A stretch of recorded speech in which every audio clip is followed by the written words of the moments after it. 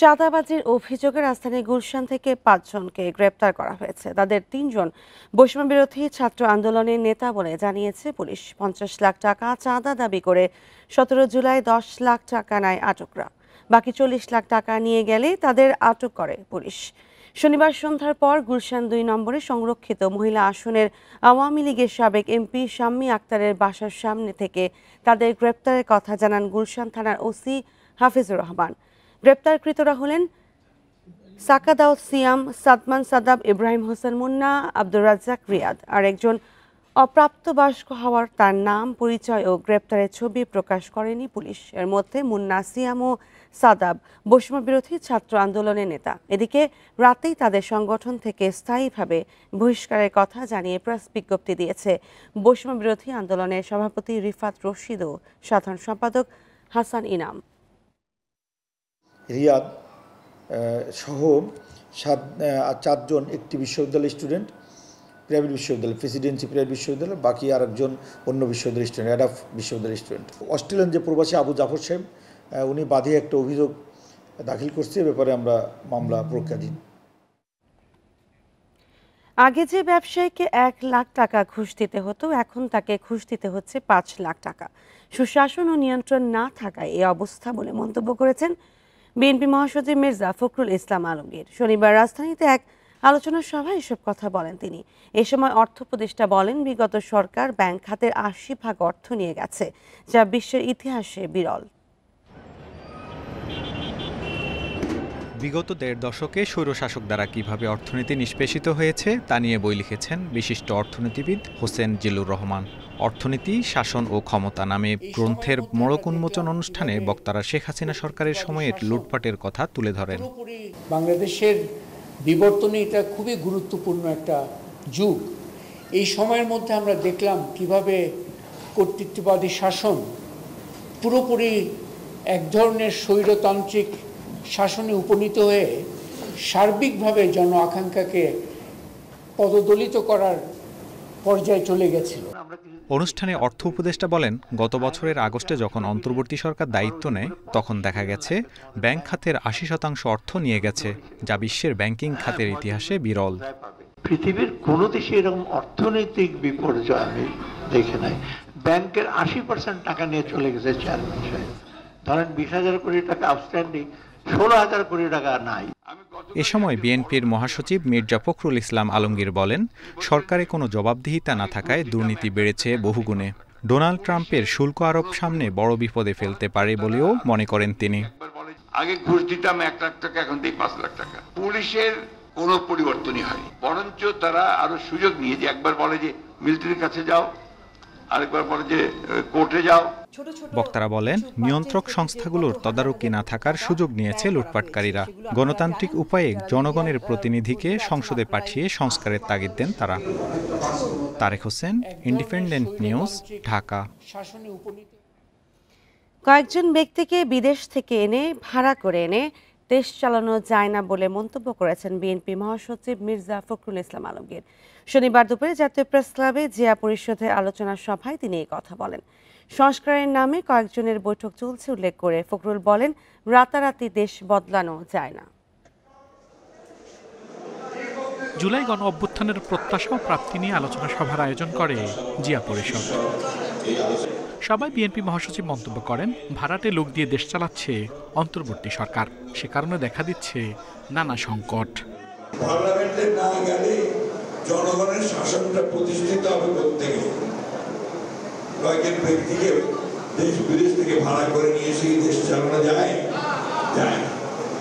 দেশে রাজনৈতিক ও অর্থনৈতিক শূন্যতা তৈরি হয়েছে বলে মন্তব্য করেন ফখরুল। বলেন, কয়েকটি বৈঠক করে রাষ্ট্রীয় সংস্কার সম্ভব নয়, করতে হবে একটা প্রক্রিয়ার মধ্য দিয়ে।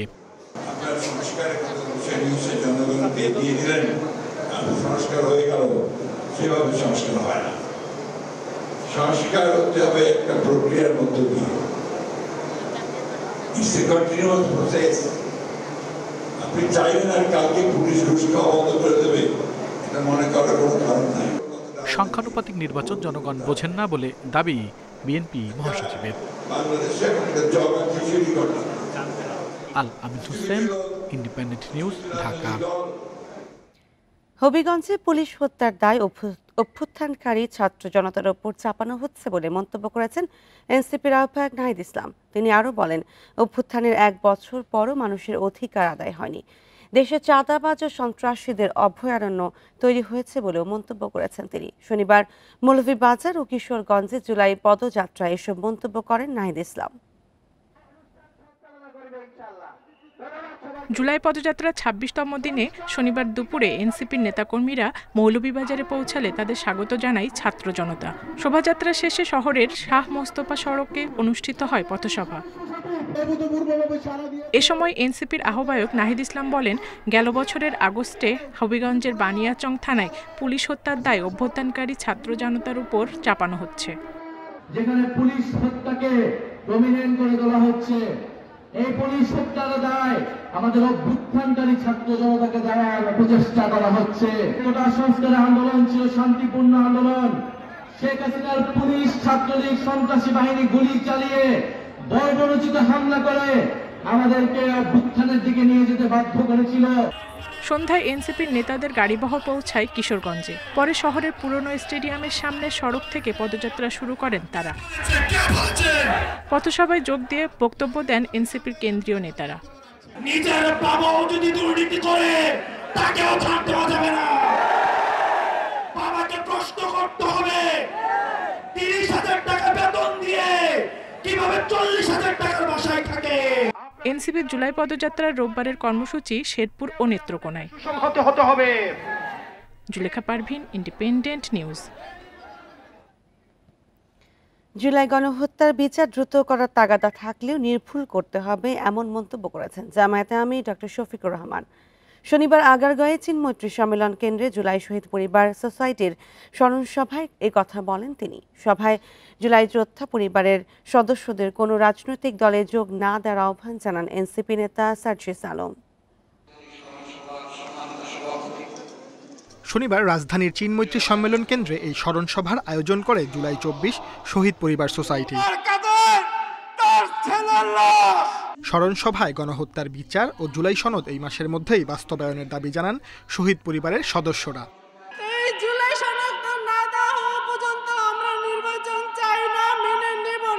এই বিচার এবং এই জুলাই সনদ এই দুটোই হচ্ছে শহীদদের সম্মানার্থে সবচেয়ে বেশি জরুরি। এখন শহীদদের কোনো বিনিময় হতে পারে না। রাষ্ট্রের কাছে আমি আমার বড় সম্পদ দিয়েছি, রাষ্ট্রের কাছে আমি আমার সম্পদের বড় সম্মান চাই। জুলাই যোদ্ধা পরিবারের সদস্যদের কোনো রাজনৈতিক দলের না হওয়ার আহ্বান সার্জিস আলমের। দয়া করে আমার এই শহীদ পরিবার যেন কোনো দলের না হয়ে যায়। যেদিন আপনারা কোনো দলের হয়ে যাবেন সেদিন আপনারা আর আপনাদের অধিকারের জন্য কথা বলতে পারবেন না। ৩১ জুলাইয়ের মধ্যে যদি জুলাই সনদ না আসে আপনাদের সিদ্ধান্ত নিতে হবে আপনারা কি করবেন। ছাত্র জনতার অভ্যুত্থান না হলে বহু মানুষকে এখনো কারাগারে থাকতে হতো বলে মন্তব্য জামাত আমিরের। তারা জুলাই সনদের কথা বলেছেন, এটি তো বাংলাদেশের ১৮ কোটি মানুষের মুক্তির সনদ। যদি জুলাই যোদ্ধারা জীবন বাজি রেখে তাদের জীবন দিয়ে আমাদেরকে পরিবর্তন এনে না দিতেন, আমরা এখানে বসতাম নাকি আমরা কেরানীগঞ্জে থাকতাম, আমরা কাশেমপুরে থাকতাম। গণহত্যাকারীদের বিচার দ্রুত করার দাবি জানিয়ে জামাত খোলাসা করে বলেছে তারা অন্যায় ও অযৌক্তিক বিচারের বিপক্ষে। Sajjad Hossain, independent news, Dhaka. উত্তরার মাইলস্টোনে বিমান বিধ্বস্তের ঘটনায় বার্ন ইনস্টিটিউটে আরও 2 জনের মৃত্যু হয়েছে। এ নিয়ে প্রাণহানি বেড়ে দাঁড়িয়েছে 35 জন। এখনও ভর্তি 36 জনের মধ্যে 4 জনের অবস্থা আশঙ্কাজনক, আর হাসপাতাল থেকে রিলিজ দেওয়া হয়েছে 2 জনকে। শনিবার দুপুরে সংবাদ সম্মেলনে এসব তথ্য জানান বার্ন ইনস্টিটিউটের পরিচালক। আয়ানের হাসিমাখা মুখ বলে দিচ্ছে বিমান বিধ্বস্তের ভয়াবহ মানসিক ক্ষত কাটিয়ে বাড়ি ফেরা কতটা আনন্দের। হাসপাতাল থেকে ছাড় পেয়ে মা বাবার সাথে ঘরে ফিরছে সে।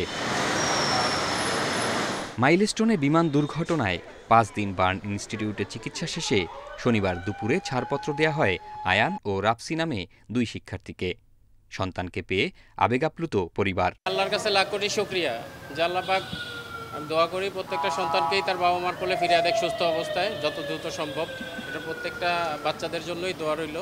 আল্লাহ পাক আমার সন্তানকে যেভাবে সুস্থ অবস্থায় ফিরিয়ে দিয়েছে প্রত্যেকটা সন্তানকেই সুস্থ অবস্থায় ফিরিয়ে। বার্ন ইনস্টিটিউটের পরিচালক জানান, সেখানে চিকিৎসাধীন ৩৬ জন, এদের মধ্যে ৪ জনের অবস্থা আশঙ্কাজনক, ৯ জন গুরুতর। তাদের জন্য বিদেশি চিকিৎসকদের সমন্বয়ে গঠন করা হয়েছে মেডিকেল বোর্ড। ডিসিশনগুলো আমরা আমাদের যে চিফ, প্রত্যেকটি ইউনিট চিফ আছে, তারা সবাই মিলে বসে আমাদের মাল্টিডিসিপ্লিনারি বোর্ড সহ বিদেশি যে ডাক্তাররা আসছে তাদের সহ আমরা বসেছিলাম। বসে একেবারে ইনানিমাস, মানে ডিসিশনের মধ্যে কোনো পার্থক্য নেই। আমরা ডিসিশনগুলো নিয়েছি, ডিসিশনগুলো নেওয়ার পরে আমরা আসলে আমাদের কার্যক্রমগুলো শুরু করেছি। তিনি জানান, হাসপাতালে গত ২৪ ঘন্টায় মৃত্যু হয়েছে ২ জনের। আগামী সপ্তাহে আরও ১০ জনকে ছাড়পত্র দেয়া হবে। ক্রিটিক্যাল যেগুলো, সেগুলোর ব্যাপারে আমরা প্রতি মুহূর্তেই আমরা যে কোনো নিউজ পাওয়ার জন্য রেডি থাকি। আমরা সবসময় তাদের ব্যাপারে, তাদের যারা আত্মীয় স্বজন আছে তাদের সঙ্গে সবসময় কথা বলি। আগামী সপ্তাহের মধ্যে আমরা আশা করছি আরও 10 জনকে অন্তত আমরা রিলিজ দিতে পারব ইনশাল্লাহ। দেশের ইতিহাসে সবচেয়ে ভয়াবহ সামরিক বিমান দুর্ঘটনায় প্রাণ হারানো বেশিরভাগই শিশু শিক্ষার্থী।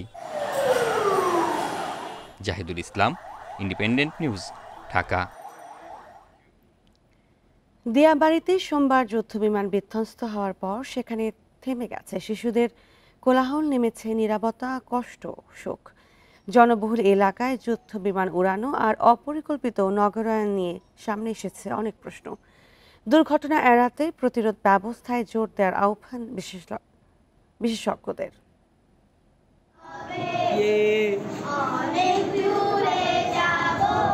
২১ জুলাই সোমবার শিশুদের কোলাহলে মুখর মাইলস্টোন স্কুলের ক্লাসরুম। ছুটির ঘণ্টা বাজতেই কাঁধে ব্যাগ তুলে শিশুরা ছুটছে বাসার পথে, কেউ অপেক্ষায় বাবা মায়ের। হঠাৎ বিস্ফোরণ, থেমে গেছে কোলাহল, নেমেছে নীরবতা, কষ্ট, শোক। বিমান বাহিনীর যুদ্ধবিমান বিধ্বস্তের পর দিয়াবাড়ি যেন এক মৃত্যুপুরী। শোক, বেদনা আর অসংখ্য প্রশ্ন এনেছে সামনে। একটা বাচ্চা ঠিক আমার হাতে, মানে শেষ নিঃশ্বাস গিয়ে করছে আমার হাতে। যখন চোখের সামনে দেখছি তখন আমাদের হোস্টেলে থাকা কয়েকটা মেয়েও নর্মালি অসুস্থ হয়ে গেছে। যদিও এটি দুর্ঘটনা, তবুও মায়ের মন বলছে ক্লাস শেষে কোচিং বাণিজ্য বাড়িয়েছে শিশু মৃত্যুর হার। 10 মিনিট সময় যদি আমার সাথে নিয়ে আসতাম তাহলে আমার মেয়ে আজকে জীবিত থাকতো। কোচিংয়ের জন্য আমি রাইখেছি। মাইলস্টোন স্কুলটি মূলত উড়োজাহাজের ফ্লাইং জোনে।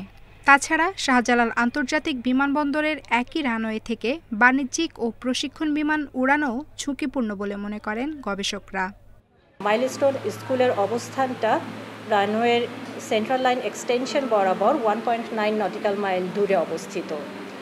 এরকম ডিস্টেন্সে এরকম একটা স্কুলের স্ট্রাকচার কিভাবে পারমিশন পায় আসলে আমার বোধগম্য নয়। এ ধরনের দুর্ঘটনা এড়াতে ঘটনা ঘটার আগেই প্রতিরোধ ব্যবস্থা গড়ে তোলার আহ্বান বিশেষজ্ঞদের। ডিজাস্টার প্রিপেয়ারনেসটাকে আরও শক্তিশালী করতে হবে। আশেপাশে যে ধরনের এস্টাবলিশমেন্ট আছে সেইগুলোকে আমরা প্রপার একটা ইসের মধ্যে আনতে হবে, একটা ড্রিলিংয়ের আন্ডারে আনতে হবে। জনবহুল এলাকায় কোনো যুদ্ধবিমানের প্রশিক্ষণ মহড়া কিংবা বিশৃঙ্খল নগর পরিকল্পনায় আর কত প্রাণ ঝরবে প্রশ্ন থেকেই যায়। আফসানা আফরোজ জুই, ইন্ডিপেন্ডেন্ট নিউজ, ঢাকা। রাজধানী মোহাম্মদপুরে বেড়াতে এসে বখাটে কিশোর চক্রের ছুরিকাঘাতে খুন হয়েছেন ফজলে রাব্বি সুমন নামের এক যুবক। এরই মধ্যে গ্রেপ্তার হয়েছে সানি নামের একজন। পুলিশ বলছে অন্তকন্দলের জেরে এই হত্যা। নিহত সুমন ও হত্যাকারীদের বিরুদ্ধে একাধিক মামলা রয়েছে বলেও জানায় পুলিশ। শনিবার সকালে মোহাম্মদপুরে বোনের বাড়ি বেড়াতে আসেন ফজলে রাব্বি সুমন। স্বজনরা জানান, দুপুরে ফোন পেয়ে ঘর থেকে বের হন। রায়ের বাজার বুদ্ধিজীবী স্মৃতিসৌধ এলাকায় ছুরিকাঘাত করে তারই পরিচিত সন্ত্রাসীরা, ছিনিয়ে নেয় মোবাইল ফোন। গুরুতর আহত অবস্থায় সুমনকে প্রথমে স্থানীয় একটি হাসপাতালে এবং পরে ঢাকা মেডিকেলে নেওয়া হয়। বিকেল ৩টার দিকে মারা যান সুমন। পরিবারের দাবি এটি পরিকল্পিত হত্যা। একটা লোক আসছে আমার চিনে, বলতেছে এমন এমন তোমার ভাইরে না একজন আঘাত করছে। কি আঘাত করছে? আমার ভাবি দৌড় মাইরা বের হয়েছে। বের হওয়ার পরে আমি ওদিকে গেছি, যাওয়ার পর দেখি আমার ভাইয়ের রক্ত দিয়া পুরো বুদ্ধিজীবীর মাটি বইরা গেছে আমার বাইরে। মোবাইল জন্য টানাই করছে, মোবাইল জানে কে পরে পোজ দিছে না, পোজ দেওয়ার পর রক্ত দিয়েছে, রক্ত জ্বলে আছে না, পরে মারা গেছে। ঘটনার পরপরই অভিযানে নামে পুলিশ। গ্রেপ্তার হন সানি নামে একজন। অন্তকোন্দল থেকে এ হত্যা ধারণা পুলিশের। যে মুন্না নামে আরেকজন কিশোর গ্যাংয়ের একজন সদস্য, সে এই হত্যাকাণ্ডটি ঘটাইছে। তো মুন্নার পিসিপি আমরা চেক করে দেখলাম যে মুন্নার নামে বিভিন্ন থানায় 5-এর অধিক মামলা রয়েছে। নিহত সুমনের এখন পর্যন্ত আমাদের হাতে প্রায় 10টির অধিক মামলা, বিভিন্ন মামলা। সেই তার নিজস্ব থানা বুরহানুদ্দিনে কয়েকটি মামলা আছে, ঢাকা শহরে মুগদা থানায়ও কয়েকটি মামলা আছে। স্ত্রী ও 2 সন্তান নিয়ে নারায়ণগঞ্জের সিদ্ধিরগঞ্জে একটি বাসায় ভাড়া থাকতেন সুমন। চাকরি করতেন একটি হার্ডবোর্ডের দোকানে। Nahid Kamal, independent news, Dhaka. বহুল আলোচিত এস আলম গ্রুপের কবজায় থাকায় ইউনিয়ন ব্যাংকের চট্টগ্রামের খাতুনগঞ্জ শাখার প্রায় 100% ঋণই এখন খেলাপি। সংশ্লিষ্টরা বলছে নানা কায়দা করে ব্যাংক থেকে নামে বেনামে ঋণের নামে বিরাট অঙ্কের টাকা সরিয়েছে এস আলম গ্রুপই। সহায়ক জামানত না থাকা এসব ঋণ আদায় নিয়েও তৈরি হয়েছে অনিশ্চয়তা। বাংলাদেশ ব্যাংকের তথ্য বলছে ইউনিয়ন ব্যাংকের খাতুনগঞ্জ শাখা থেকে মোট ঋণ বিতরণ করা হয়েছে 2452 কোটি টাকা। এর মধ্যে 2437 কোটি এখন খেলাপি, যা মোট ঋণের 99.38%। সংশ্লিষ্টরা বলছে খেলাপি ঋণের প্রায় 2306 কোটি টাকা সরিয়েছে এস আলম গ্রুপ। নামে বেনামে 33টি প্রতিষ্ঠানের মাধ্যমে এসব ঋণ নেওয়া হয়। ব্যাংক সংশ্লিষ্টরা বলছে এসব ঋণ গত সরকারের আমলে দেওয়া হয়েছিল প্রধান কার্যালয়ের নির্দেশনায়। সে সময় ব্যাংকের নিয়ন্ত্রণ ছিল এস আলম গ্রুপের কাছে। গত 5 আগস্টের পর থেকে খোঁজ নেই ঋণ গ্রহীতাদের। খেলাপি আদায়ে এখন তাই কেন্দ্রীয় ব্যাংকের শরণাপন্ন হয়েছে ব্যাংক। সরাসরি মন্তব্য না করলেও টেলিফোনে আইনি পদক্ষেপ নেওয়ার কথা জানিয়েছে কর্মকর্তারা।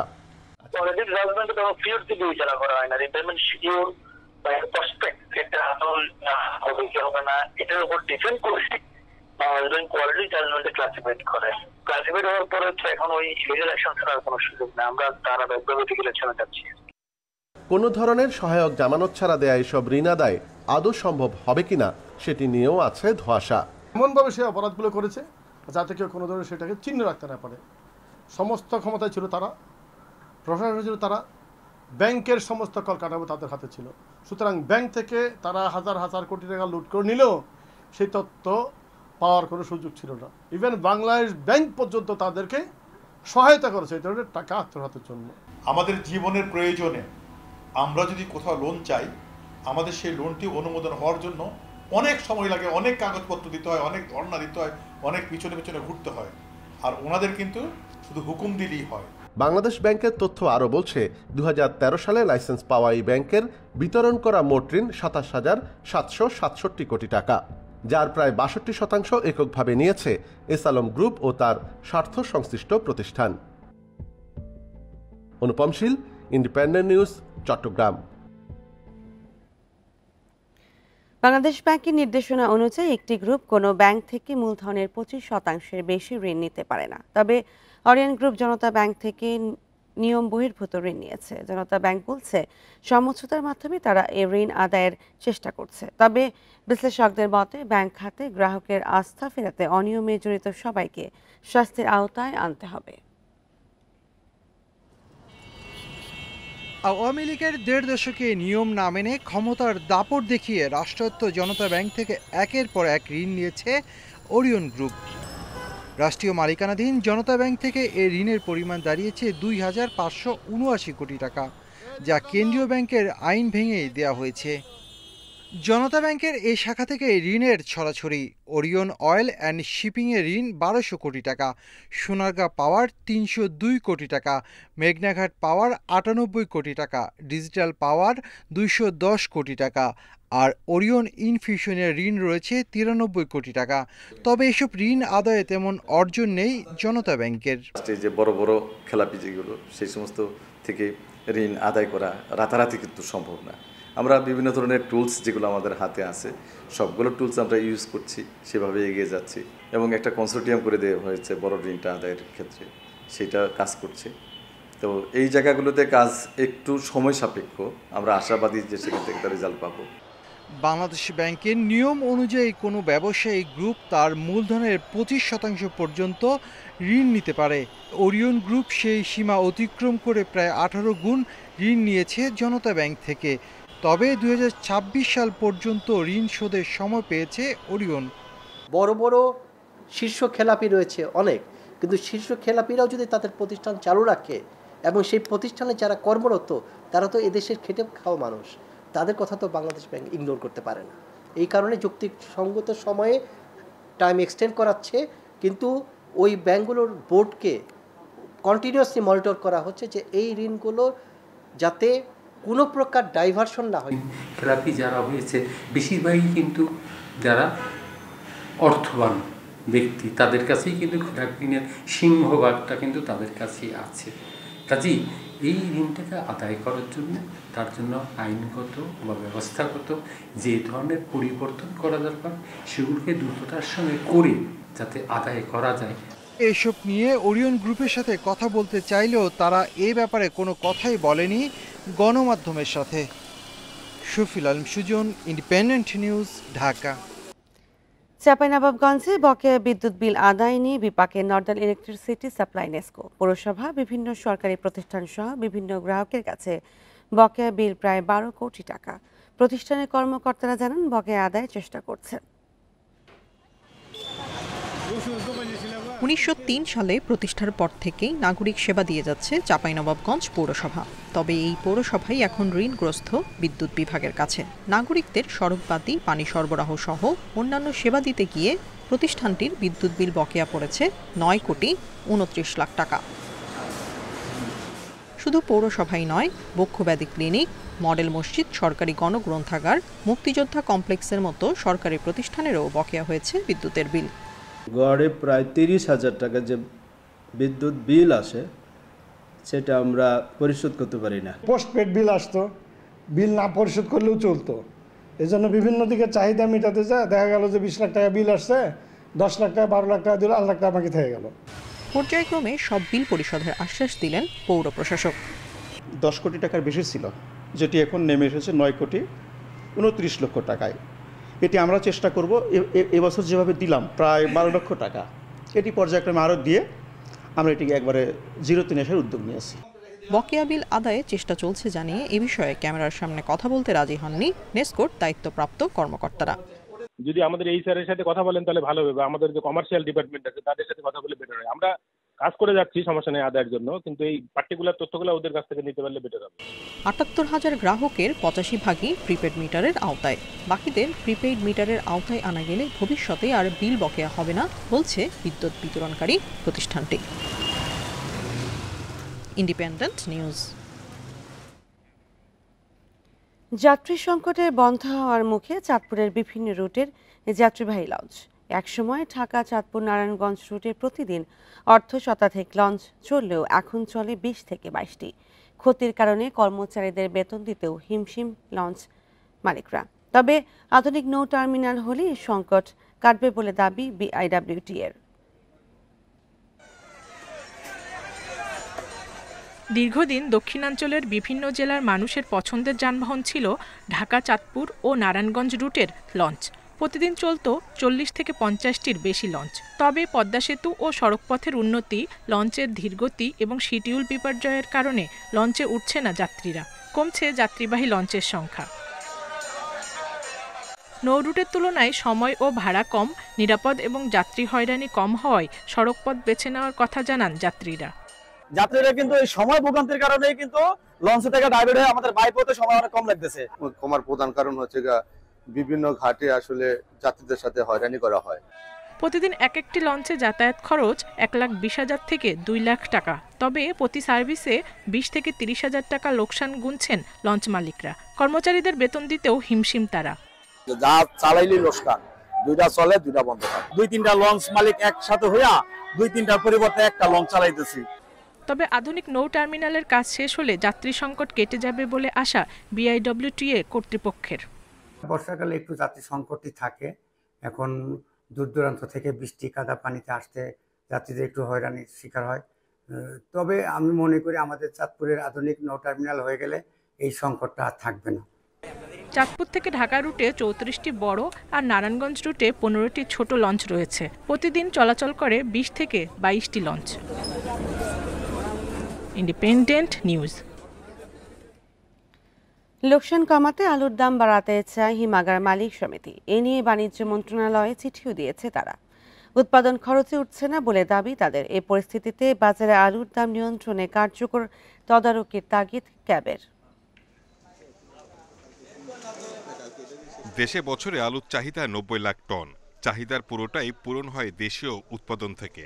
গত বছর আলুর দাম ভালো পাওয়ায় চলতি বছর বেশি উৎপাদন করে কৃষক, যার পরিমাণ প্রায় 1,30 লাখ টন।